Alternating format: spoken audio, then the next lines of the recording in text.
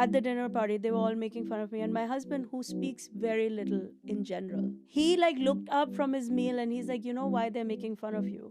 Because one day you're gonna find your thing and you're gonna become unstoppable. The whole table was like shocked, and I count that as the most romantic moment of my life. I'm nervous all the time. I sleep with one eye open. I don't think I've slept in peace since I was 14. You're a funny person. You're naturally a funny person. But I don't know why. Because I want to be scary. I'm looking at you right now. I'm worried. Why is this guy not in med school? Such a nice Punjabi guy. Why is he doing this job? Hello and welcome to Lives Less Ordinary on the BBC World Service YouTube channel with me, Mubin Azar. Today I'm so pleased to be joined by Zardna Garg. She went from walking away from an arranged marriage at the age of 15 to then being homeless to eventually turning to the world of comedy and making a real success of it.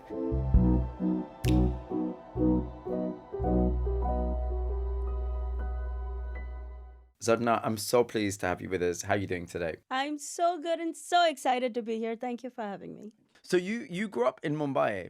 Yes. Which bit of Mumbai? Tell me about it. South Bombay, Nepean Road. That's quite a fancy area. It is a fancy area. Did you grow up in a fancy house? Yes. Tell me about the household. I mean, I grew up in a very affluent situation. It was, big apartment in a beautiful stone building, and I had my own room, which, in India, a room and a bathroom to myself. Mm-hmm. Big luxury. I know. Not a lot of my friends had that. Even within the affluent parts of India and Mumbai, that was a rarity. And it was beautiful. I mean, we had a backyard that was open where you could play, and there was a lot of space relative to life in Mumbai. Did your family have money? Yes. Where did that money come from? What were they My doing? dad was a self-made businessman. So my dad was himself a rags to riches story. Yeah, he was a very pragmatic person. He had come up through very difficult circumstances in his life. So it was all about money, and nothing that wasn't directly related to money meant anything. Your mother, on the other side, she was quite a soft-hearted person, wasn't she? Yeah, I mean, as a lot of mothers are. Yeah, and also, I think she knew that my dad could be very harsh, almost cruel, almost. But so she was overcompensating. Like, sometimes in families, you have parents who balance the roles. There was definitely no balance in our household. He was going to be the harsh, strong man always. So I think she knew that she had to be a little softer and kind of be that parent that one of us that we could talk to if we needed to. In your early teenage years, you witnessed the last days of your mother's life. Yeah. Tell me about the circumstances surrounding that. So my younger brother was getting married, and my mom, like all moms who are planning weddings, was crazed. It was all about the events and the guests and the jewelry and the clothes and the all this stuff. And my sister, who at the time was married and living in America, was visiting India for the wedding. And at the airport, she saw my mother's eyes were yellow. And she was like, "You don't look well." See, none of us even saw it. She was just running around like crazy. My dad didn't see it. My brothers didn't see it. None of us saw it. But because she came from abroad and she saw her after a long time, she's like, "You don't look well," and rushed her to the hospital from the airport. And then my mom never came back. By the time they figured out what was happening to her, like it was too late already. So she was checked into a hospital, and at first, I was told that she's there to rest because she left home to pick up my sister from the airport.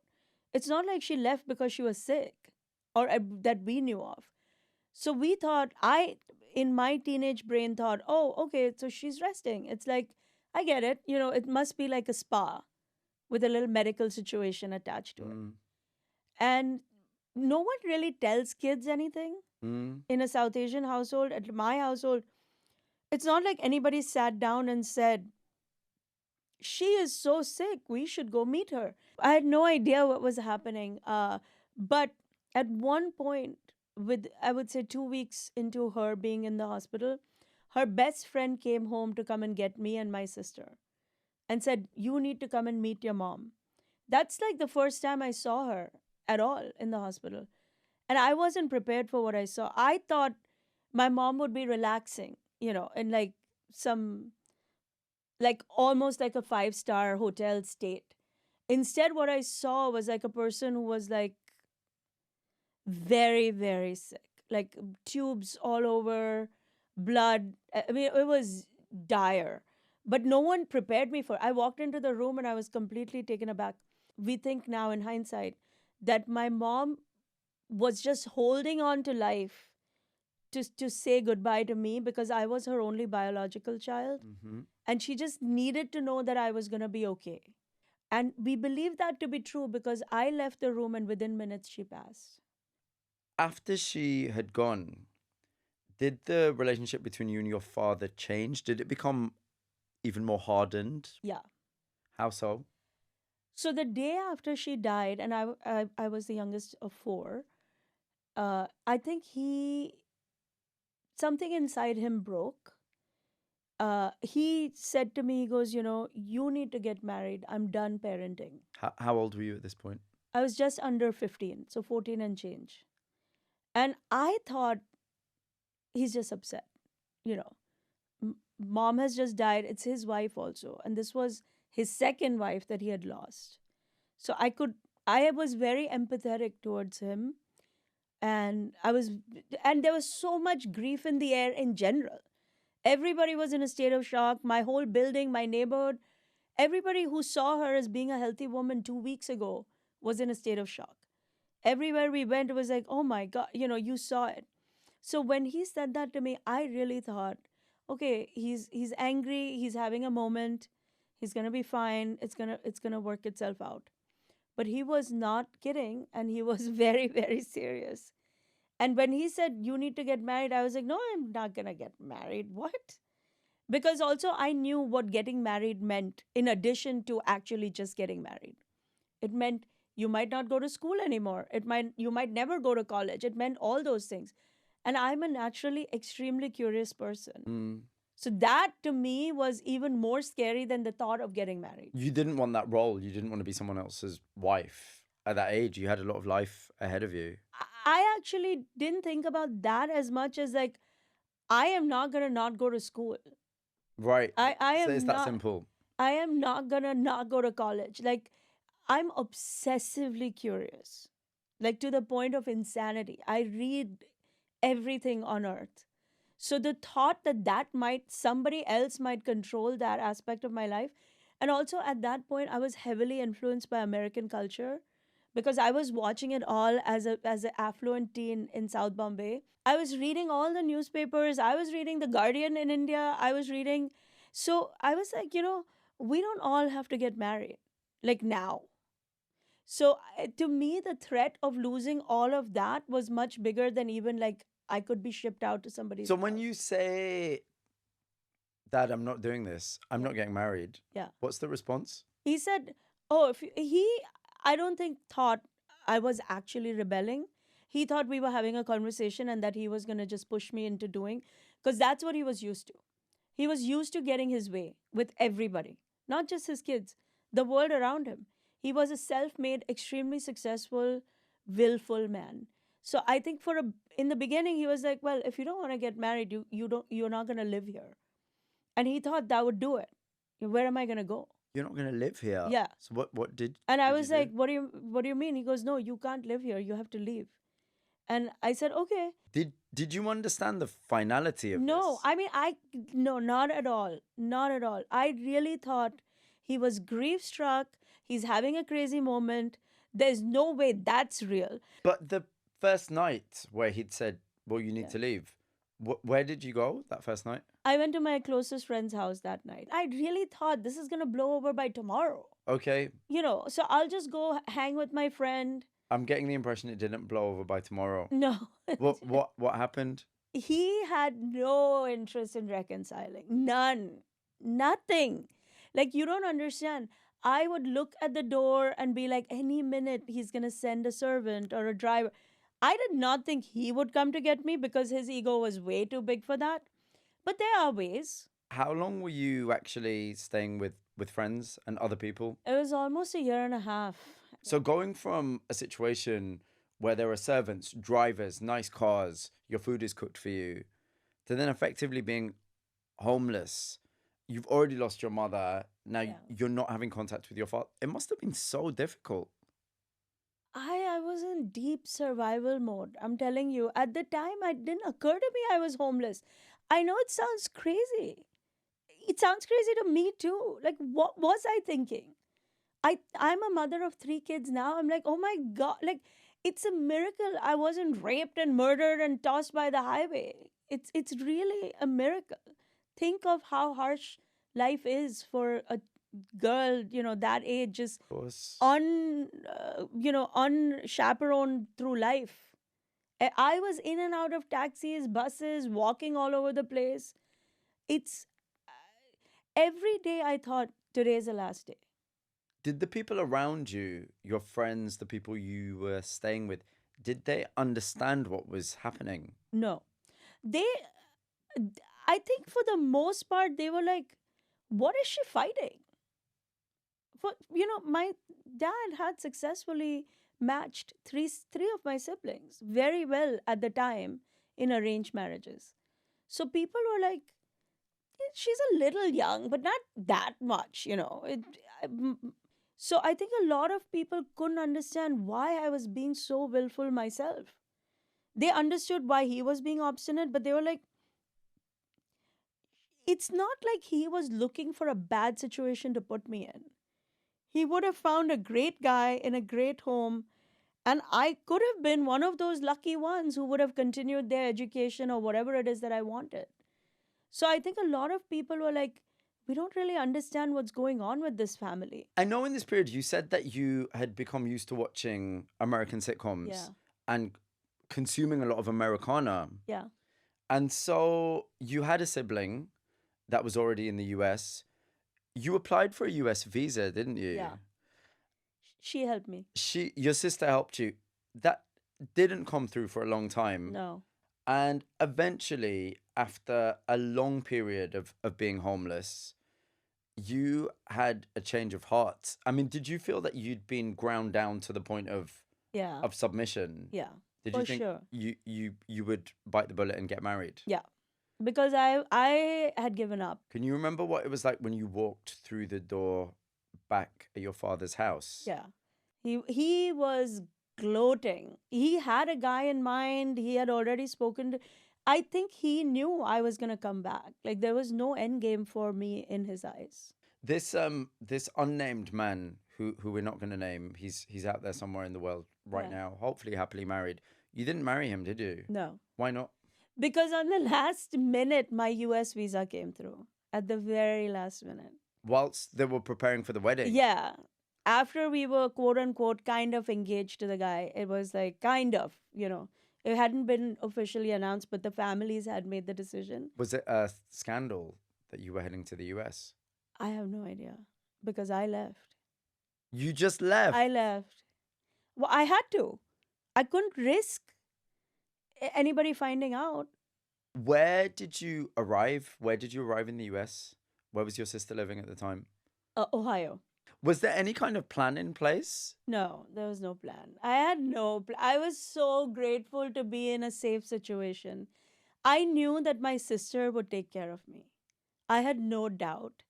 And at that point, I was so tired. Like, I can't even, it's not even the physical exhaustion. It's like I don't want to tear up right now.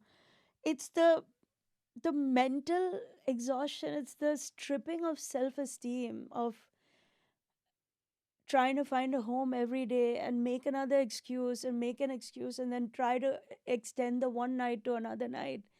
I was so exhausted out of my mind that I was just grateful to be with her and just really like just fall into that life of what felt like, at least for a period of time, I'm going to be stable. And by the time I had reached my sister's house, I didn't even care if no other human being lived in Ohio. But if I was going to be left alone in peace for a period of time, I was ecstatic. And it became the therapeutic balm that I didn't even know I needed, honestly. That her and her husband saying to me, study as much as you want, like it revolutionized my life. Did you take up the offer? What did you study? I did. I mean, I got an undergrad degree in finance. I have a law degree. I'm licensed to practice law in New York. I mean, I try to forget that. I'm really bad at it. I'm a very bad lawyer. At one point, all my clients were in jail. Okay. So not the best. I was like, I need to get out of this before I end up in there with them. How long did you stay with, was it your sister Sunita? Is that Yeah, right? And that's Deepak. Yeah. How long did you stay with them? It's all close to 6 years. 6 years. Yeah. And you're comfortable, you're happy. Yeah. They are the quintessential dream Indian relatives.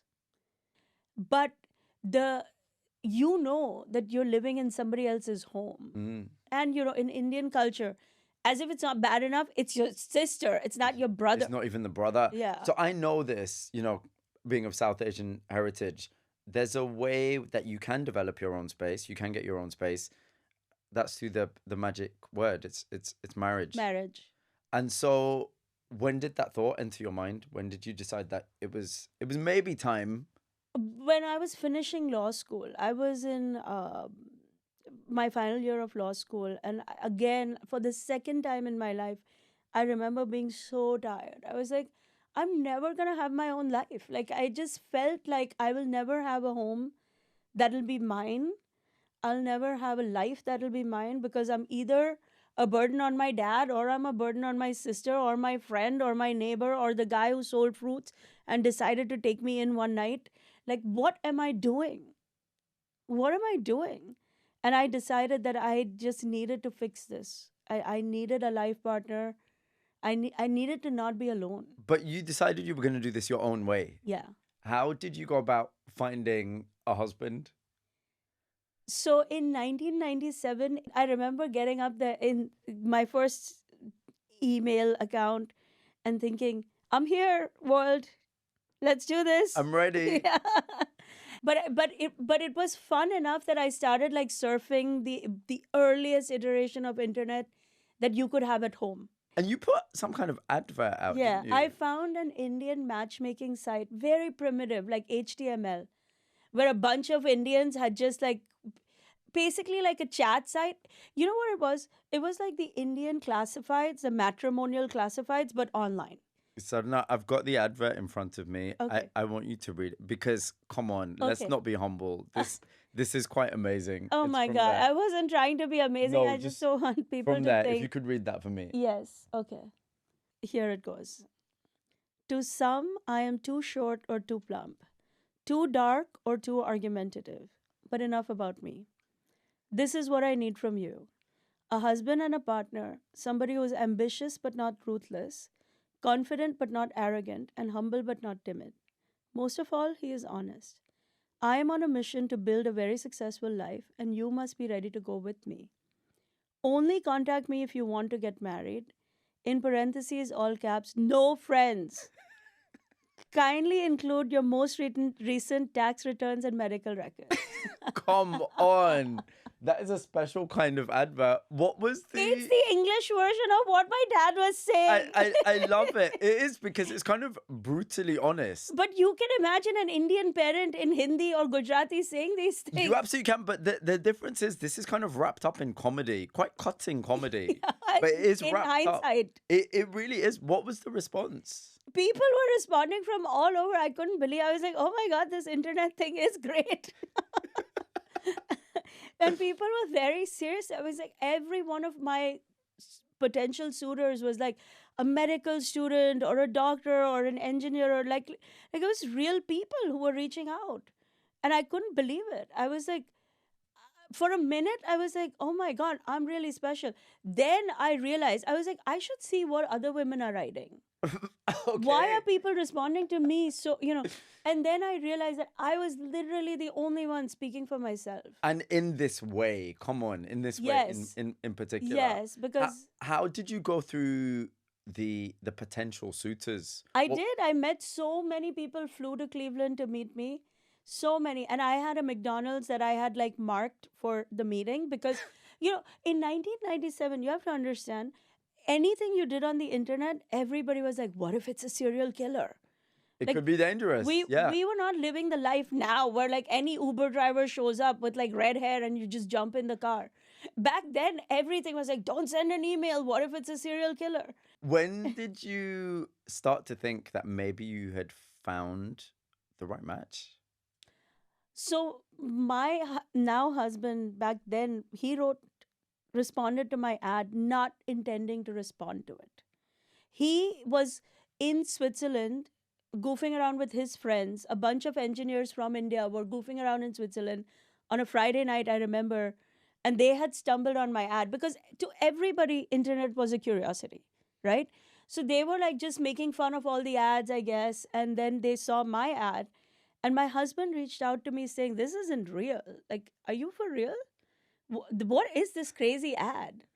And I think he was a half not even expecting a response. And I got very offended by his response. And I was like, it is very real, sir. And by the way, you have reading comprehension issues. Because I had said, do not, I was very clear on who should be emailing me. But he was very curious about what I was doing, what was happening. And then once he realized there was a real person on the other side, he was like, so is anybody responding to this? Like, who are the type of people? Like, he just wanted to know more. And I was so offended that somebody could think that my very honest, integrity filled intentions were being questioned, that I also wanted to brag. I was like, not only are people responding, like, do you want to know how good these people are? Actually, mister, there's big competition out there. Yeah. He must have been intrigued Very. and excited because that contact continued, didn't it? Yeah. When did you actually meet up for the first time? Within a few weeks of our first, back and forth. So now please tell me it wasn't in the McDonald's. No, it was actually at JFK Airport.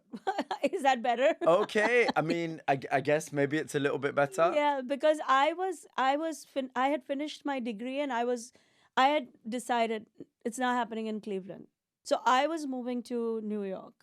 And New York opened up all new possibilities because a lot more people were willing to meet me if I was in New York. Yes. And I told him, I said, I'm moving to New York. And he said, I'll come to New York from Switzerland.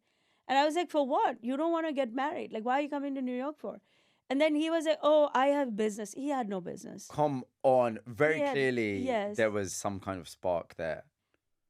He was always in my head. So I was like, why am I thinking about this guy? I was irritated with myself.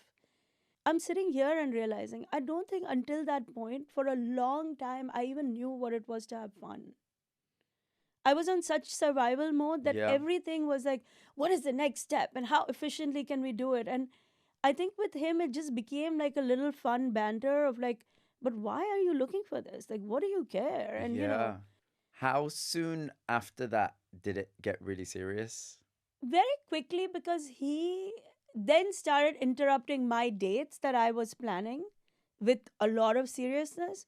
He would show up at these dates and like sabotage my dates. He'd show up at the dates. I don't think he was trying to sabotage. He really didn't believe these people were real for a while. So he was like, she's exaggerating and I need to see this myself. This is quite an investment from him. Yeah, I was very irritated and I was very upset. I remember after the umpteenth date that he messed up, I remember saying to him, I understand I'm a big curiosity in your life, but this is a real thing in my life. I am actually serious about this. Like, we're not playing around. These people are not flying here because they have nothing better to do. And I'm not doing this because I have nothing else to do. You need to stop. Like, you need to get out of my life. I need to get married. But he didn't want to stop, did he? And he's like, well, then maybe we should get married. And I was like, what? What a line. Yes. I was like, you don't know what you're talking about. He's like, no, I'm serious. Zarna, can I just say, even when you tell this story, you've got this coyness on your face. You look a bit shy about it. I mean, you look like a teenager. It's really funny. I was like, are you crazy? I'm still angry with him from 27 years ago. But, very clearly, you didn't want to get rid of him because you're more. I know from this Yeah. conversation, you're more than capable of drawing a line and saying, "I don't." No, I You know, you was didn't want to having get rid of fun with him. him. And Exactly. it was like, you know, fun is, as we know, addictive. He was working in finance, wasn't he? Yeah. In Switzerland. In Switzerland. You decided you were going to make a commitment. How soon after that were you married? Within months. Within months. I met my mother-in-law on the day of my wedding. Okay, on the day of the Yeah, wedding. because there was no slowing down in the Zarna world, right? Okay. Either I didn't know you at all, or we were getting married. So it was that like, simple. it's like, You get married, and Zarna, you now have this thing that has been elusive for almost 10 years. yeah, Which is a sense of your own life and your own home. yeah, He works in finance. He's making good money. yeah, You raised 3 children. yeah, You could have been a housewife of New York. yeah. You could have been one of those people. I was for a long time. I was a manic, deranged Manhattan housewife. I wasn't just a housewife. I was like, my kids will play every sport, will play every musical instrument. They will excel in math and science, and they will be artists. And all 3 of them will. So it was insane. There was a lot of yelling and screaming. I think it hit me that I had given up so much.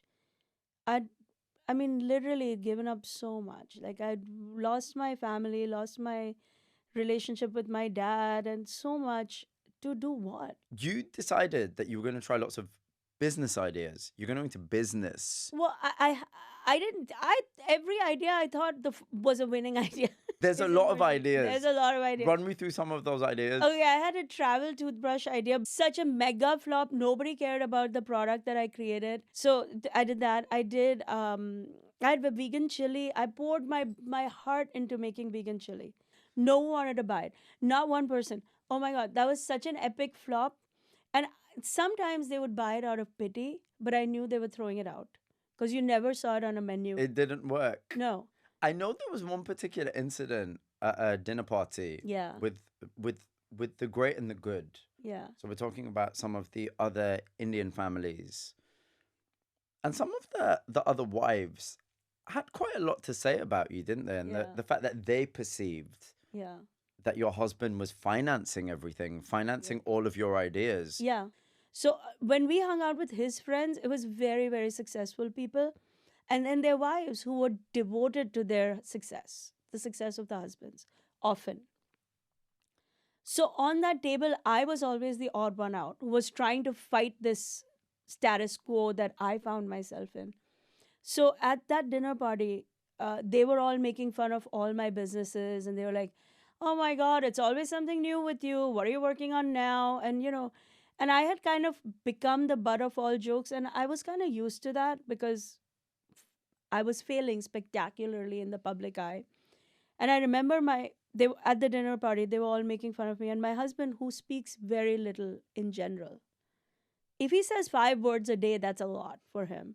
He looked up from his meal and he's like, "You know why they're making fun of you? Because one day you're going to find your thing and you're going to become unstoppable." And then he said that and he just kept eating as if nothing had happened. But the whole table was shocked. And I count that as the most romantic moment of my life. Because I was he really read the room. He really read what was happening. It was an indication of how much he believed in me, even though the whole world was laughing at me. Everything I said in my ad might have been true. You're a funny person. You're naturally a funny person. I'm not trying to be, just so you know. But it kind of just pours out of you. I can Yeah. see that from the moment I met you. Yeah. Right? It just pours But out I of don't you. know why. Because I want to be scary.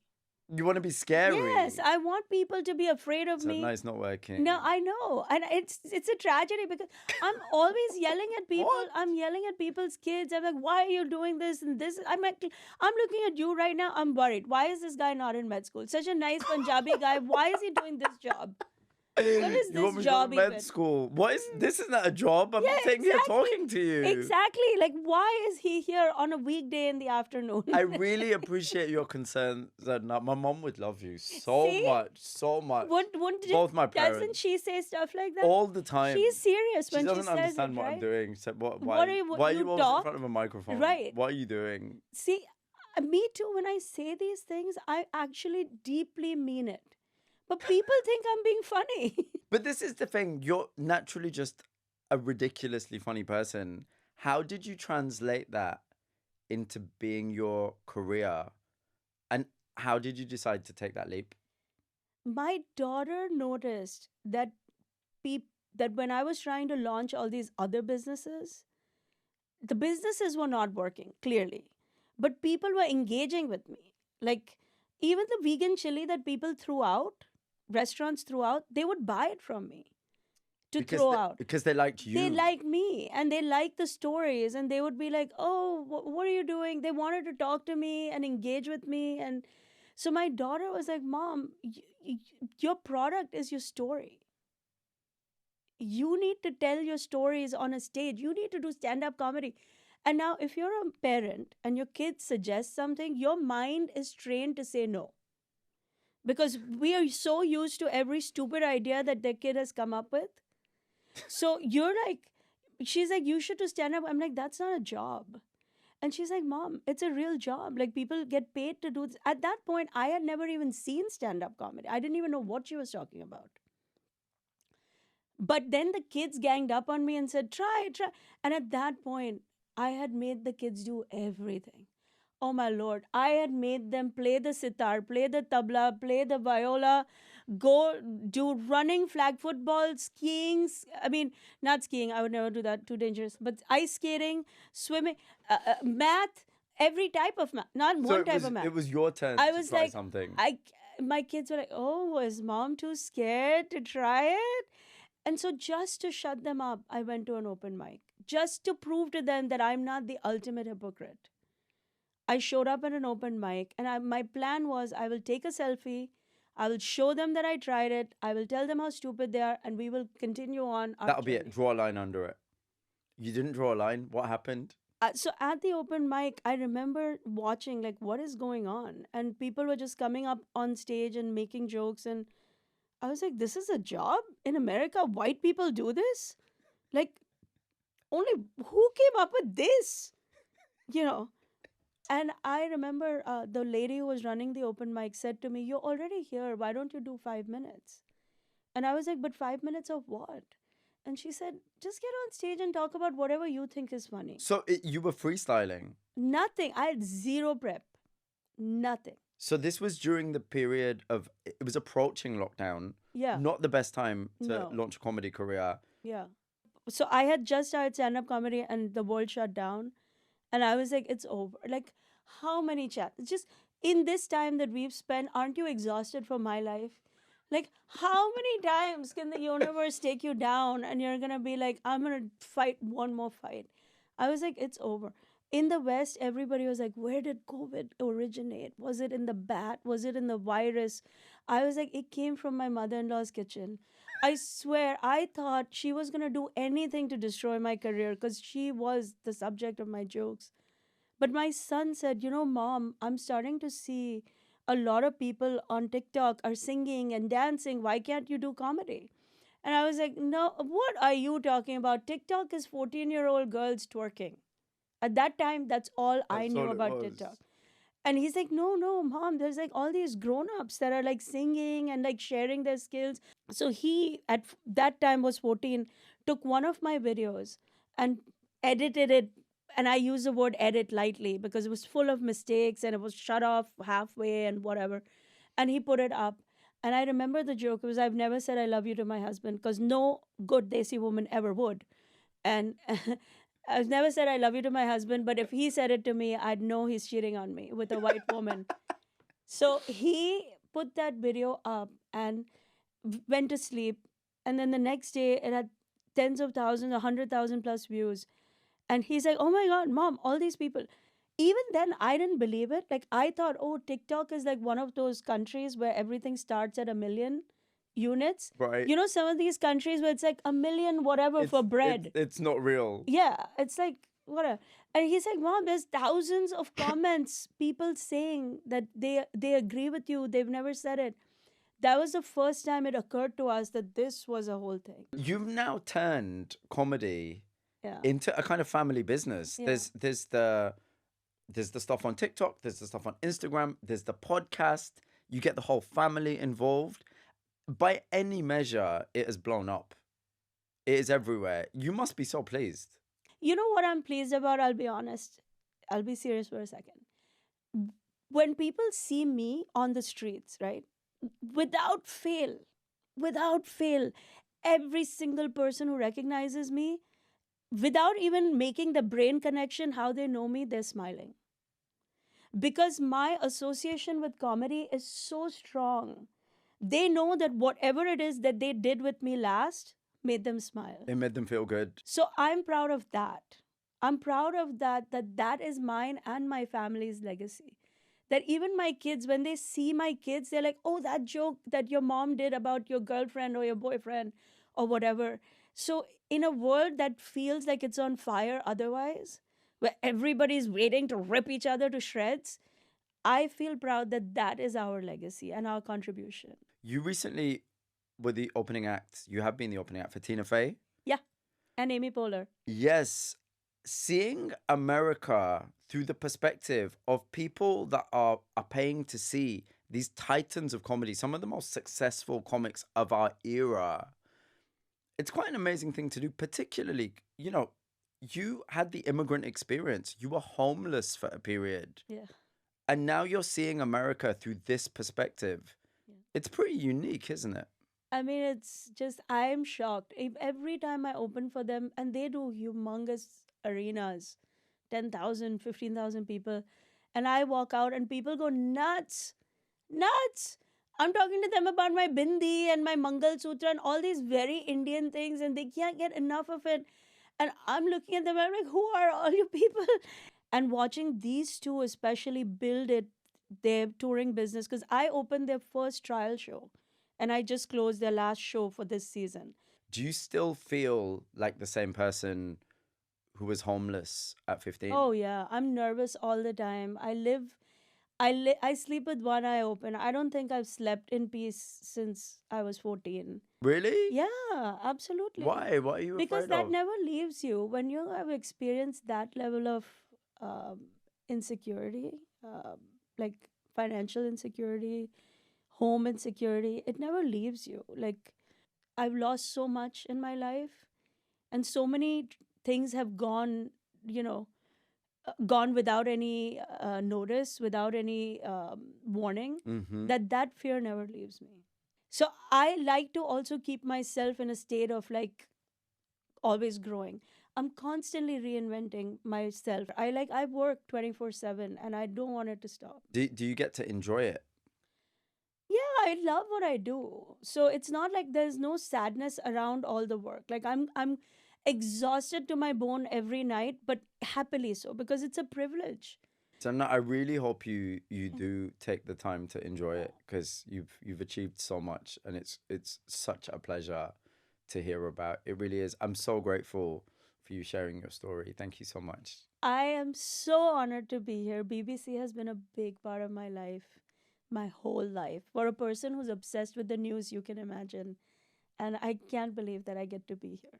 I'm really, Thank really you. grateful. And with a Punjabi guy. With the Punjabi. I'm sorry we Who's- didn't have any samosa. Yeah, well, I'm so sorry. Well, you know what that means. We're going to have to do it again. We're going to have to do it Yeah. again. We definitely will. Thank you so much to Zadna, and thanks to you for watching this episode of Lives Less Ordinary. Make sure you like and subscribe to our channel so you never miss an episode. From me, Mubin Azar, and the whole team, till next time, take care.